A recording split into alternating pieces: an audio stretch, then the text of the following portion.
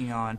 Dur For oğlum, Jeff example, Kaplan someday we konuşuyor. really want to improve on our spectate mode for both Bir broadcasting and saniye, bir observing. saniye. So that'll be exciting when that finally happens. But the thing that we're working on right now and really focused on and hoping to deliver at the end of June is our competitive play update.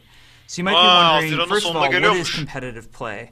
So as you Competitive guys ranked know, the maçlar. default way to play Overwatch is in Dereceli. quick play. And that's where we want you to be able to sort of casually, as easily as possible, get into a match of Overwatch and just have fun. Just play the game however you want to play. If you want to be 4 Mays and 2 Burada bir şey fark Lucios, ettim. go for it. You know, have fun. Maybe you win, maybe you lose. Whatever works for you. But competitive play is an area where players who want to take the game a little bit more seriously can focus their efforts. So with that in mind, we had tried some versions of competitive play in the beta, and we got a lot of feedback that was super helpful to us. A lot of what we were hearing was that our competitive play format was actually not competitive enough for people, that they wanted more of a sense of skill and they wanted to know exactly how they ranked against other players. So we really went back to the drawing board. Beta'da Beta'da dereceli maçı denemişler. Dereceli maç olayını. Kompetitif denemişler. Kullanıcılar şikayet etmiş. Yeteri kadar kompetitif değil. Yani yeteri kadar beceri gerektirmiyor. Hani bir kompetitif amacı yok oyunun demişler. Adamlar da ona yönelik şeyler getirdik diyor. İşte daha yeteneğe bağlı, yeteneği baz aldığımız özellikler getirdik diyor in a dereceliye. number of ways on competitive play from what we had in the beta, based on your feedback, and we're hoping that this new version speaks more to our competitive players and what they're seeking. So let's go over some of those changes right now. The first thing that people were very vocal about, I think at the time it was the #1 upvoted thread on Reddit, was about the season length. And what we had in the beta was a 1-month season. And the reason we were doing this at the time was our system was more progression based, and it was fun to reset the progression every month. But we heard you loud and clear that you want to... İlk değiştirecekleri şey derecelideki derecenin, yani işte bir merdiveni tırmanıyorsun. O tırmandığın merdiven, mesela diyelim CS'deki gibi düşünelim diyelim. Dereceni aldın ya, mesela kartal oldun. 10 maç attın, kartal oldun. Bunu ayda bir sıfırlanıyor. Blizzard'ın bütün oyunlarında böyle, Hearthstone'da falan da ayda bir sıfırlanıyor normalde derecen. İşte Overwatch'ta da ayda bir sıfırlamışlar. Bunu şikayet etmişler Reddit'te. En çok şikayet edilen olduğu için ilk önce onu ele aldık diyor. Know what your skill rating is, and you want to be able to stay at that for some period of time so other players can, you know, see you at that skill rating and you can see some progression either up or down in that skill rating. So we are changing to more of a 3-month season. We're going to base our seasons on the real world seasons in the Northern Hemisphere. So for example, the season that we'll start with when the competitive play feature comes out will be summer. And then you'll basically play for about 2.5 months. We're going to have a slight period of time where we take a break between seasons just to allow for everybody to sort of reset. And then we'll start the new season right after that. So fall will... Yaklaşık 2,5 aylık bir süre vereceğiz size diyor. 2,5 ay oynayacaksınız diyor.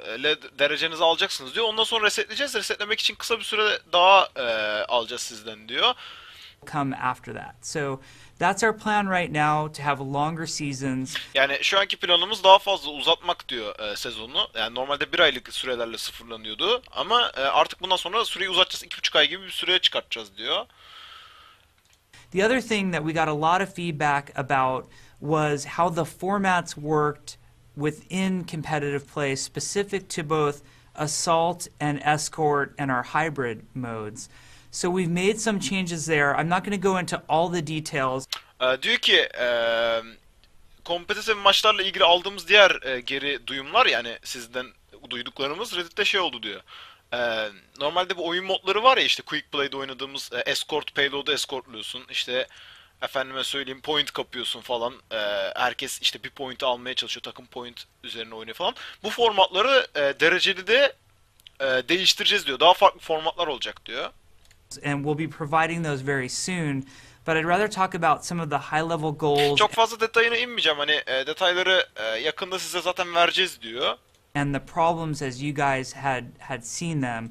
and hopefully we're addressing those. So one was that the game would often go into sudden death too often.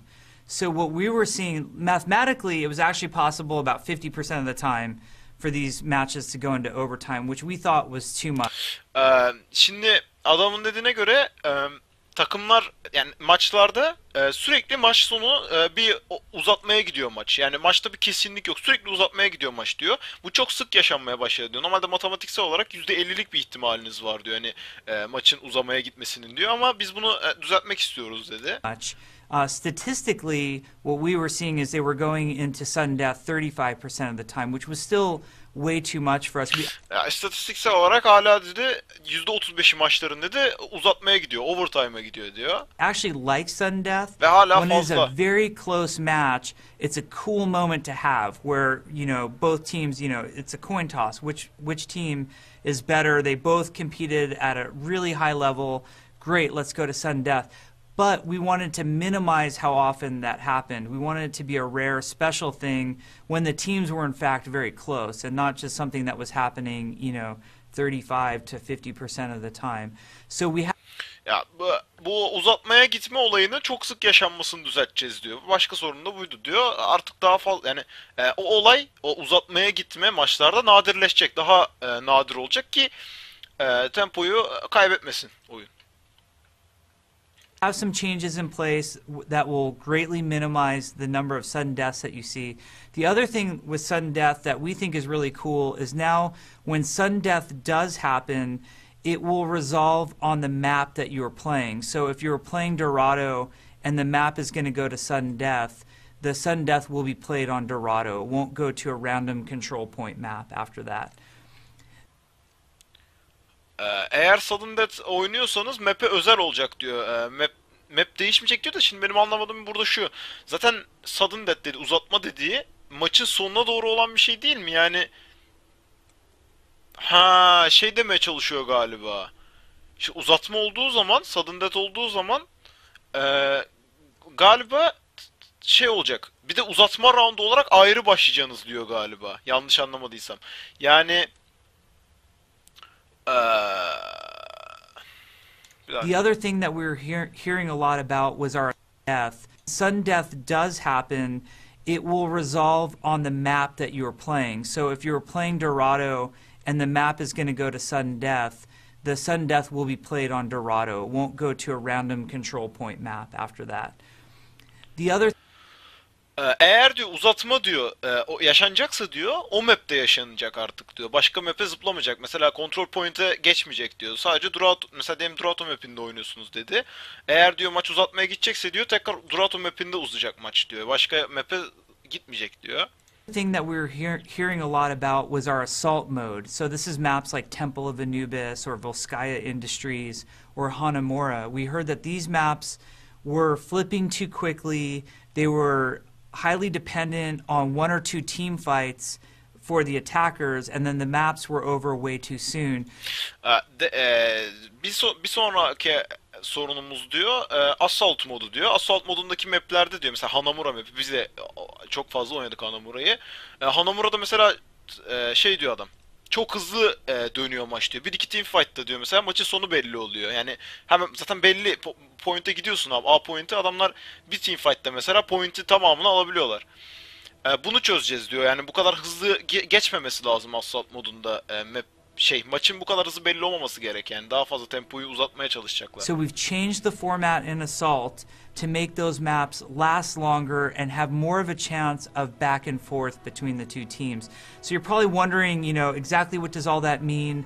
And I apologize for not giving all the details right now. Tüm detayları veremedim için özür dilerim hani şu anda neler olduğunu pek anlayamıyorsunuz. Hani nasıl olacağını pek anlayamıyorsunuz diyor ama merak etmeyin diyor. Assault modu artık daha uzun sürecek. Team fight'lar daha fazla yaşanacak demeye çalışıyor.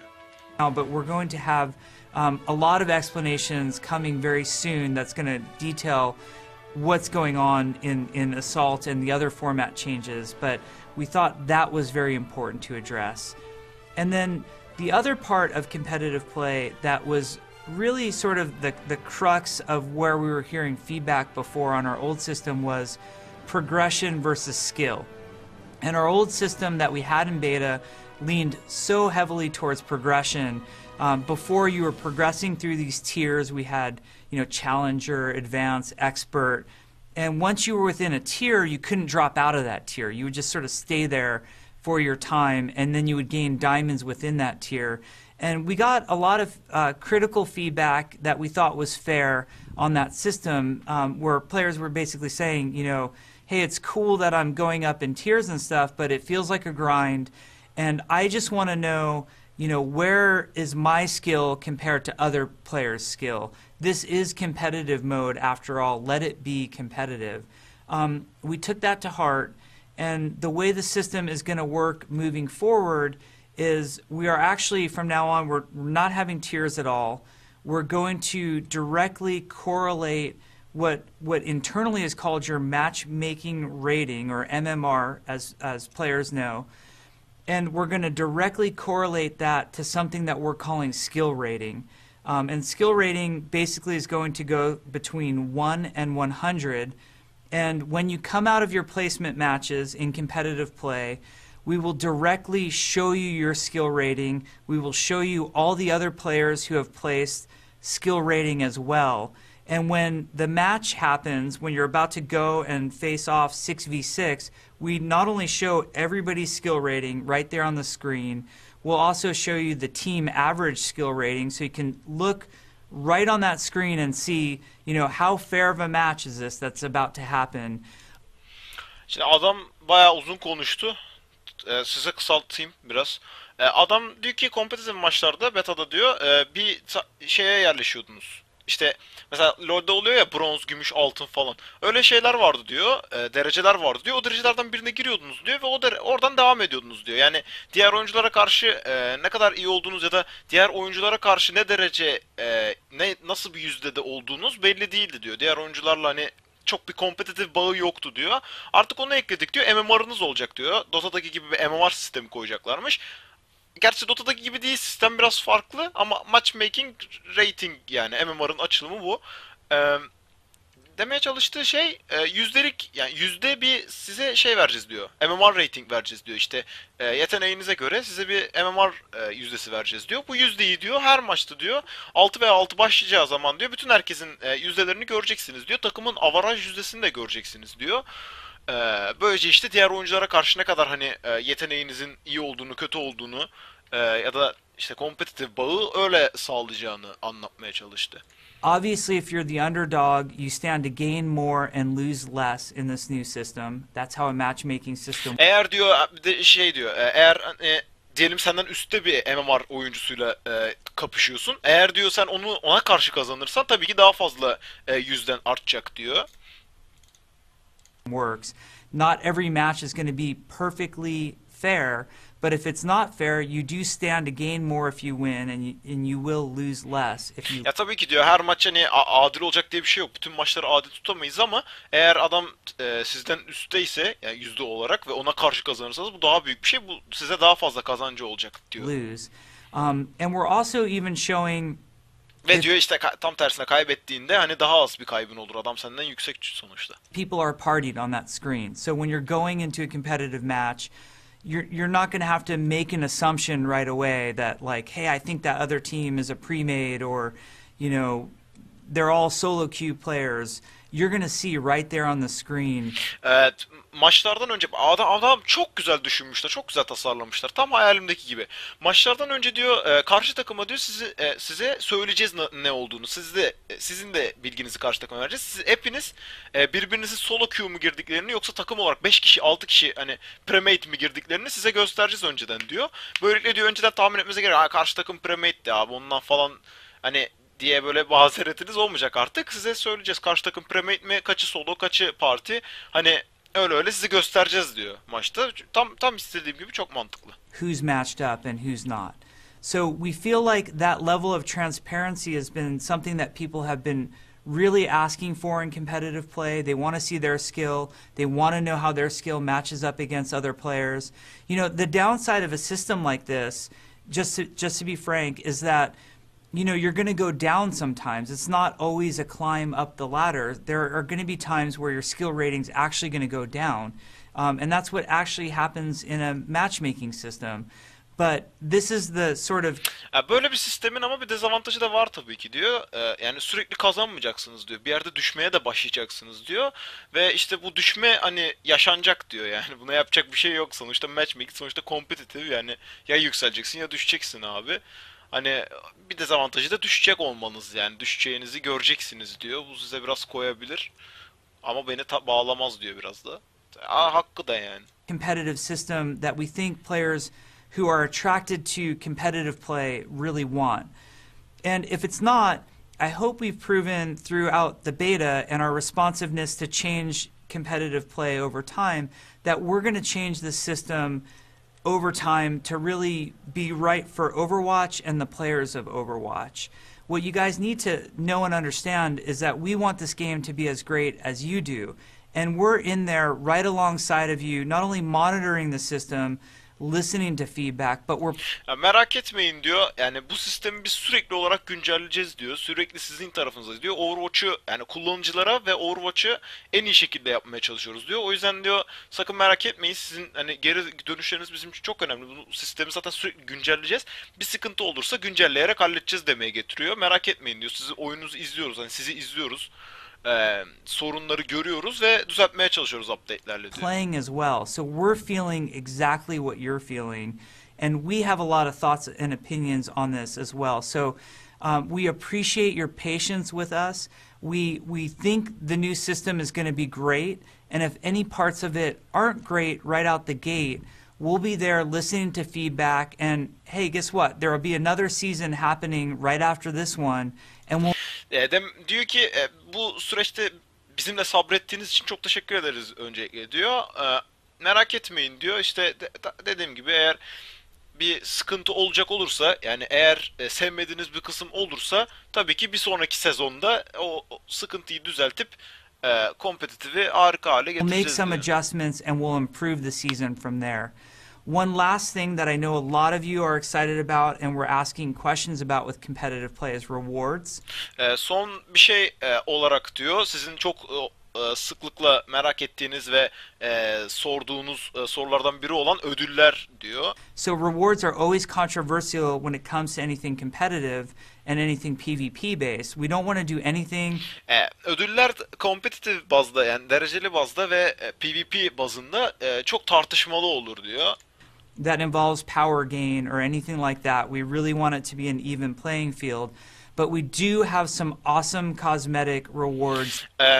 Diyor ki bu dereceli maçların ödülleri diyor tabii ki diyor güç kazanmak olmayacak diyor. Yani size bir güç katmayacak. Çünkü oyunu eşit, herkes için eşit hale getirmeye çalışıyoruz diyor. Yani kazanan daha fazla güçlenip katlana katlana öyle güçlenerek gitmeyecek diyor. Eşit bir şartta savaşacaksınız sürekli diyor. Ama diyor tabii ki de dereceli de kazananlara diyor yine dereceli maçlar kazananlara dereceli de maç kazananlara inanılmaz güzel aksesuar ödüllerimiz olacak In diyor. the system.